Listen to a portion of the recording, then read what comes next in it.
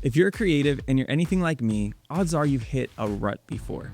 Maybe you're even in one right now. But did you know you don't have to stay there in a place feeling uninspired, frustrated, or even discouraged? Today, I'm going to share 3 practical exercises that I've used many times to get out of a creative rut and that you can start using today to help you start feeling inspired again. First, change your environment. Creativity tends to stall when we're stuck in a repetitive routine.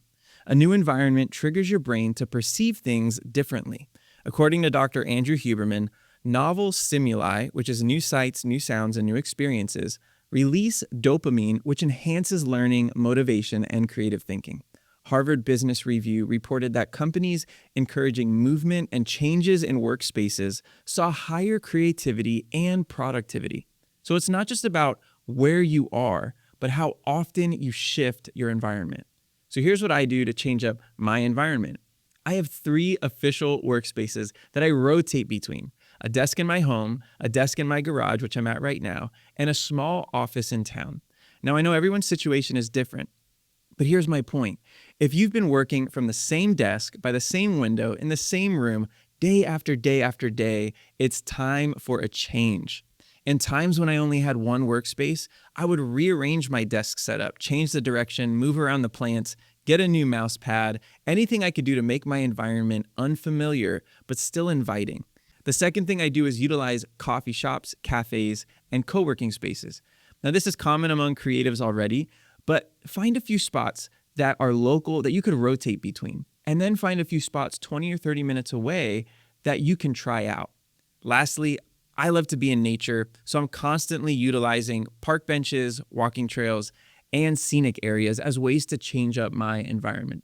So let me encourage you, change your environment and see what kind of fresh perspective you get. The second exercise is to have a regenerative day. When your brain constantly is taking in new inputs, it doesn't have time to process, so you could generate new ideas. Think about this. If I were to sit here and just eat and eat and eat with no breaks, what's going to happen to me? I'm definitely going to get sick and then eventually even die. The leading causes of death in America are diseases related to overconsumption. In the same way, the leading cause of death in your creative process is overconsumption. Our bodies, our minds, our spirits need time to process and digest so we can grow and be contributors. We're not made just to be consumers. We consume, we process, and then we contribute. This is a healthy and beautiful cycle in life. So what does it look like to have a regenerative day? I'm going to give you 2 ideas that don't require you to take a vacation, and then you can try one out. First, limited productivity workday. This is for those of you who work for yourselves. I'm challenging you to do this in place of a typical workday, so don't do it on a weekend. What does this look like? Well, we're going to declutter our task list, limit our consumption, and limit our communication. First off, declutter our task lists. We live in a culture where there's always things to do, and we always feel behind, which in turn creates stress. And this kills creativity. So we want to give ourselves permission just for a day to take that big list of things we want to get done or tell ourselves we need to get done and condense it to 3 quickly attainable tasks that you can get done in the first hour of the day. If you can dwindle it down to just 1, that's even better. Then we're going to limit our consumption. We're going to give ourselves just 1 hour for the day for content consumption. This includes social media, videos like this on YouTube, TV, news articles, even books. All content consumption limited to 1 hour for the day. And again, if you want to get crazy with it, you can cut it out altogether, but I think an hour is reasonable. Then we're going to limit our communications. So after that first hour of work, you're essentially out of the office for the day. No email and no texting or phone calls that are work related. Well, what are we going to do for the whole day? See, that's kind of the point. The goal is that by the end of the day, our minds would be quieted down. You can get creative with how you fill your day. You could take a long walk. You can grab a journal, sit somewhere beautiful, and write out 5 of your biggest worries. And then under that, make a list of 20 things you're grateful for. Combat your fears with gratitude. That's a great exercise. Maybe get a massage. Have a nice meal, go to the gym, surprise your significant other or your kids with an act of kindness. Go to the zoo, sit at the beach. The goal here is that you create space for you to process and then contribute. If you want help crafting a day custom to you, you can schedule a call. I'd love to help you through it. I'll put a link in the description below. The next idea is often more effective than a 2-day vacation, and that is lunch with a friend. And not just any friend, but the friend that you have who is an encourager, a galvanizer. We want someone who naturally pours courage and positivity into other people, not the friend you go to for gossip or who always kind of underhandedly judges you or who complains all the time. We want the friend who every time you're around them, you feel refreshed. Now, if you don't have a friend like that, this could also be a mentor or a coach.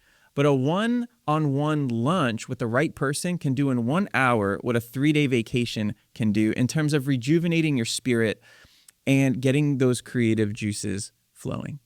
And the last exercise is mimicry. Often as creatives, we want to be original. We don't want to feel like we're stealing other people's ideas or just copying something we saw. But here's the thing, mimicry is the first step in growing in any area.